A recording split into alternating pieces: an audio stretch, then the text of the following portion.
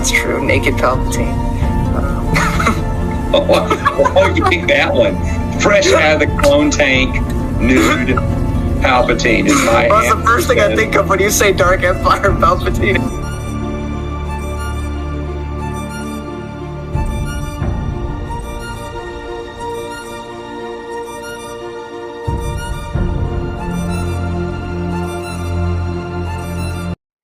Hello everyone, and welcome back to Elric of Melnibone.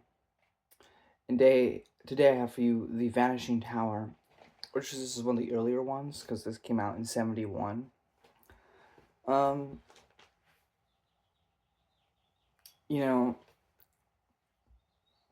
I was so pumped back in the day to kind of read a bunch of the old pulps, whether it be sci-fi, sword and sorcery, and space opera. And I mean, I still want to. And maybe this is just a Michael Moorcock thing, but there's a lot of imagination in these stories, a lot of fun to be had, a lot of good dialogue. But it also, there's no overarching narrative in the stories. There's nothing really connecting them. I mean, we have the thing from the very first story, chronologically speaking, which is my favorite so far out of everything I've read. But it's just high fantasy to its fullest, and maybe that will be exactly for you. But everything's kind of nonsensical. There's no way for me to kind of map out this universe. What is this world like? Because really, it's not even about his world. As Elric is a dimension hopping, universe hopping, realm exploring individual. He explores very weird things, very obtuse things at times. But it's all high fantasy epicness in tight little packages. But because of that, there's really no character progression in terms of his character. It's kind of the same beat every time. His sword, Stormbringer, wants blood, and sometimes he allows it to lust after it, and sometimes it doesn't. But in terms of the actual pull of this sword bringing him to darkness, it's not like Lord of the Rings, which I think was made first, or maybe not first. I think it was. Regardless, there's no clear plot throughout all these stories, so it just feels like, and this is gonna sound derogatory, I don't mean it in terms of like the quality of the writing, I just mean in terms of the structure. It feels like a Saturday morning cartoon you'd watch back in the day, where the characters would go on several different adventures in every other episode, and it wasn't necessarily connected. Because even, and for me growing up, like, I didn't really have that. I think we started to grow out of that in my era of childhood television. I mean, you had Teen Titans, which had a congruent, there are episodes you could watch individually, but there was connections to other seasons. Or even Samurai Jack, which is probably more like this in terms of just being random every episode. But then, we really started evolving with things like Adventure Time, which definitely started out very silly and random, but there were connecting threads that would go on for seasons and seasons and seasons. So for here, outside of the fact that we have Elric's ever continuing depression and, kind of aimless goal where he ends up saving the universe in every story. And here's the thing about that too. When you save the universe in every single story, it kind of makes the stakes not that high. To me personally. Because like every story he saves the universe by virtue of whatever it is that he's doing. Which I get is kind of like the point. But it's just, it kind of becomes same old, same old. And I'm not trying to be negative. Like, I had fun with this story, and there's some really great moments in here. But again, it's just, maybe it's just not for me. Maybe it's just not what I look for in storytelling. I do enjoy it. I like Elric a lot. And I guess I like the potential. But I feel like the stories are so focused on being a fun little adventure that, even if there's like this story has a couple character moments that were kind of cool. But I just want more of that. Like Make it more about the characters. Make it more about the plot, more so than this just the crazy, wacky things that he goes on. But again, we haven't read everything, so it might get better.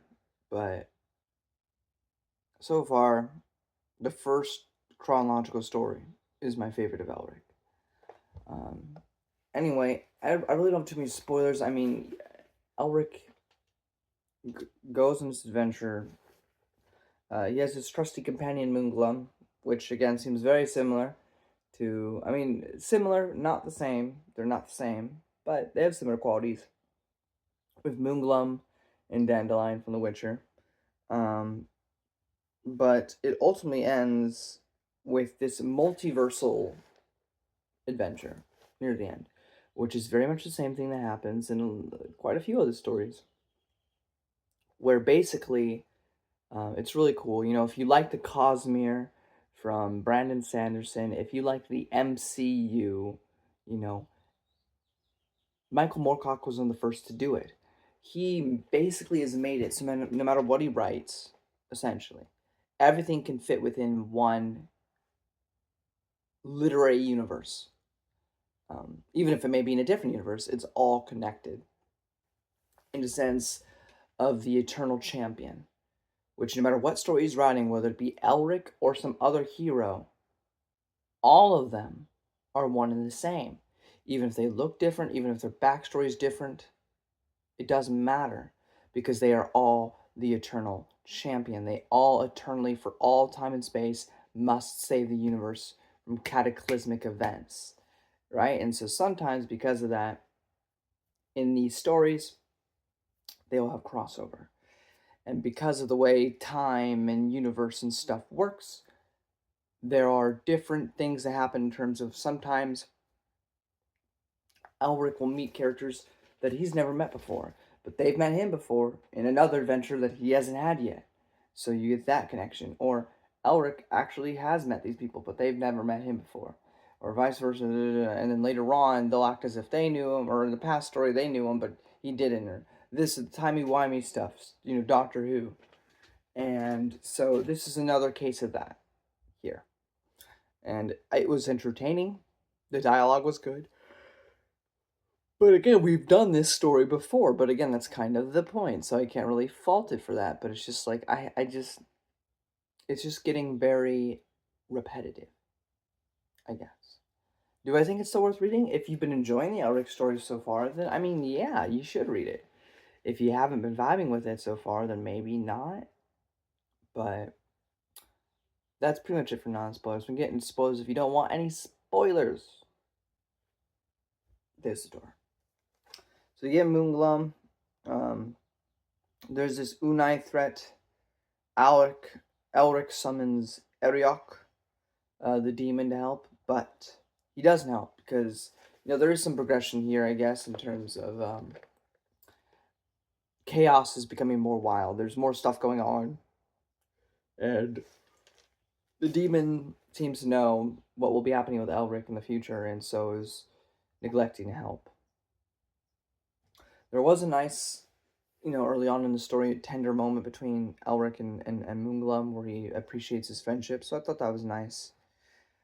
Mysterious woman in the same sleep trance as Simriel, who we learned is Michelle from the previous story with the labyrinth and everything.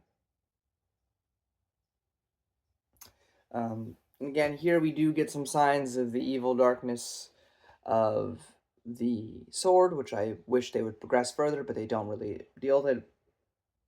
But, you know, Elric goes ham on some of these villains, and he's laughing maniacally while he slices them down. And so I'm just thinking, are you okay, Elric? Are you okay, buddy? And then there's another altercation that Elric gets into, but Stormbringer is currently satisfied with his hunger. He no longer has lust for blood. And because of that, it hinders Elric, because now he's...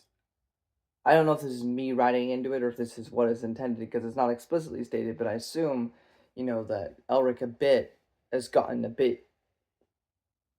He's had a bit of a crutch with Stormbringer kind of surging in with power and strength when he goes into battle so he can get that blood. And so he's kind of been lackluster on his own personal fighting training because it's kind of like an adrenaline shot every time he uses Stormbringer. But because Stormbringer was satisfied, he had to fight on his own, which kind of hindered him, and he gets beat up. As I said, multiverse shenanigans. We have John Dacker.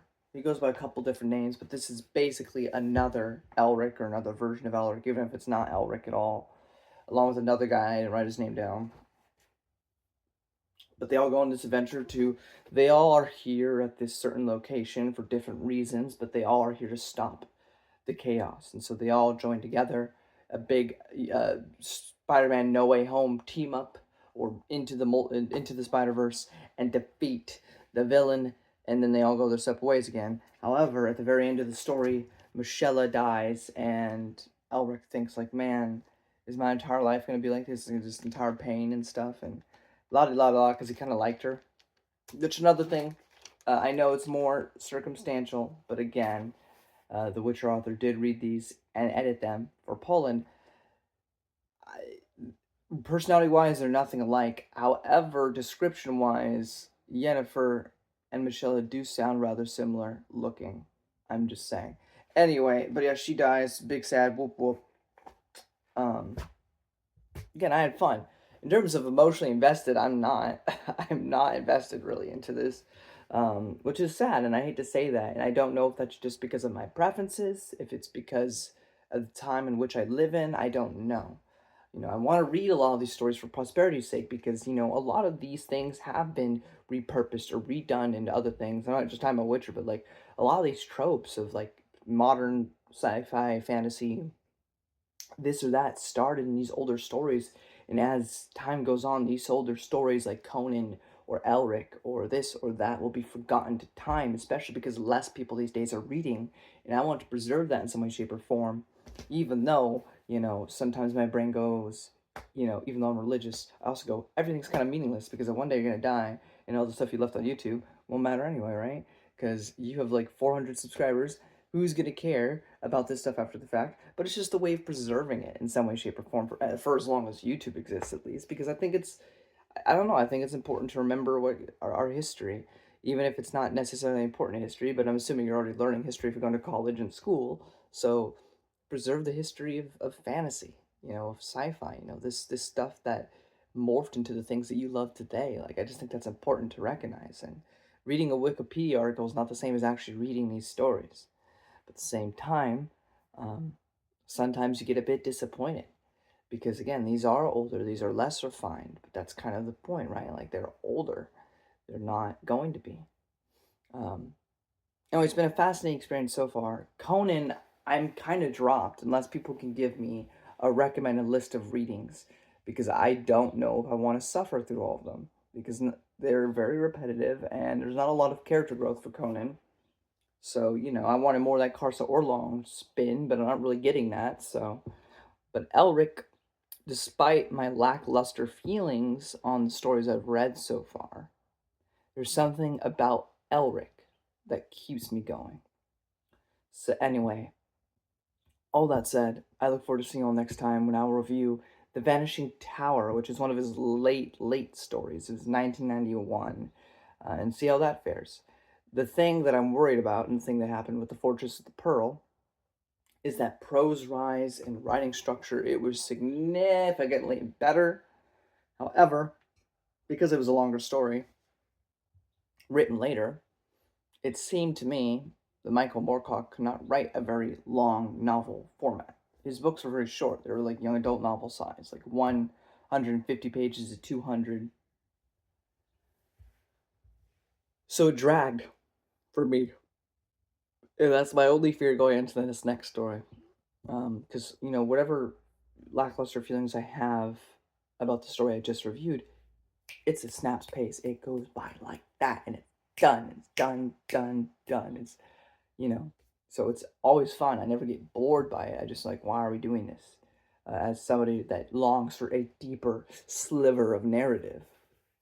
But we'll see if this next one drags. I really hope not. But we shall see. And until next time, guys, Stormbringer, I put you down I will not strike down my audience, or how much you are hungry for blood. Until next time, I'll see you when we discuss more of Elric of Melnibone. Till then.